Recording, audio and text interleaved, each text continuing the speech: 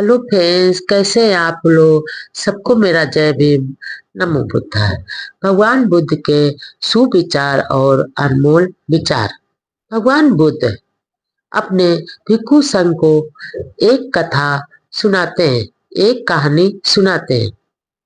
भगवान बुद्ध कहते हैं, पापी इस लोक में भी दुख पाता है और उस लोक में भी दुख पाता है।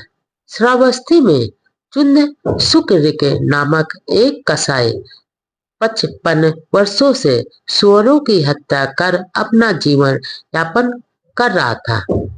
जब उसके पास सुअर की कमी हो जाती तो वह धान के बदले सुअर के बच्चों को खरीद लेता था और अपने घर के पीछे एक बाड़े में रख देता था।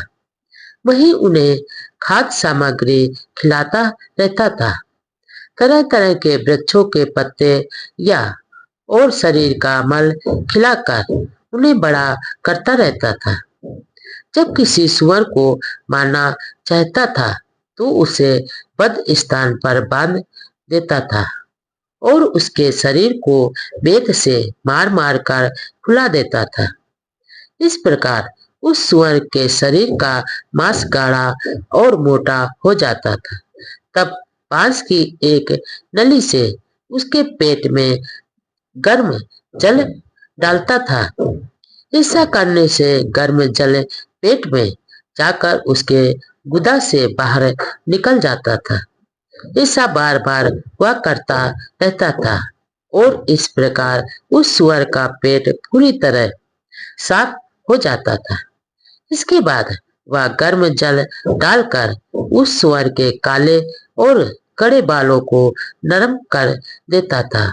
फिर एक चिमटी से बालों को बेरहमी से उखाड़ता हुआ उसके चमड़े को साफ कर देता था। उसके बाद एक तेज तलवार लेकर उस सुअर का सर काट देता था। खून को एक बर्तन में इकट्ठा हुआ कर लेता था। उसके मांस में खून मिलाकर उसे भूनता था और फिर परिवार के साथ बैठकर खाता था।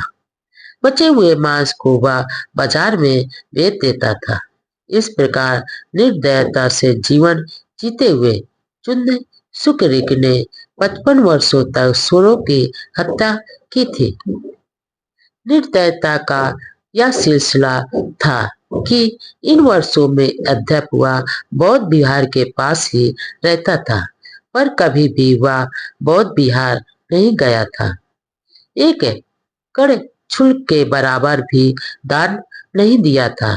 लगातार पाप कर्म में लिप्त रहने के कारण वर्षों बाद उसका शरीर रोग ग्रस्त हो गया था। उसका जीवन नरक के समान हो गया। वह घोर संकट में, घोर कष्ट में जीवन जीने लगा था। लोग उसे देखते तो आपस में चर्चा करते रहते थे कि उसकी कितनी भयंकर स्थिति है। उसकी दयनीय स्थिति देखकर देखने वाला भी आश्चर्य से भर जाता था। वह कहते थे कि नरक का जीवन इतना भयानक होता है कि यह देखने वाला को भी त्रस्त कर देता है। पूर्ण आत्मा इस लोक में सुख पाता है और उस लोक में भी सुख पाता है। भगवान बुद्ध आगे की कथा सुनाते हैं।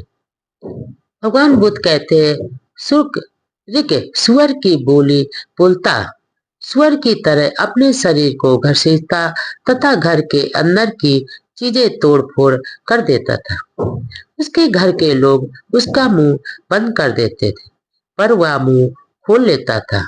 उसकी चिल्लाहट इतनी तीव्र होती थी कि कभी कभी पड़ोसियों को रात में सोना भी हराम हो जाता था। घर से बाहर निकलता तो घर वाले उसे जान से मारने की धमकी देते, पर उस पर इसका कोई असर नहीं होता। अतः घर वालों ने उसे एक कमरे में बंद कर दिया और बाहर पहरेदार बिठा दिया कि वह बाहर नहीं निकल सके। अब वह विवश होकर कमरे में ही रोता और चिल्लाता रहता था। 8वें दिन उसकी मृत्यु हो गई और वह नरक में जा गिरा। घर के बाहर से जब बिच्छूगण गुजरते तो सोचते कि घर के अंदर कोई सुअर बोल रहा है। उन्होंने बुद्ध को बताया कि शुक्र के 7 दिनों से लगातार सुअर मार रहा था। तब बुद्ध ने बिच्छू को समझाते हुए बताया कि वह 7 दिनों से कोई सुअर नहीं मार रहा था। उसका कर्म फल पूरा होकर सामने आ गया था। अतः जीवित रहते हुए भी वह यहीं पर नरक का भोग भोग रहा था। लूट पोट करता हुआ अब वह मर गया तथा नरक में जा गिरा है।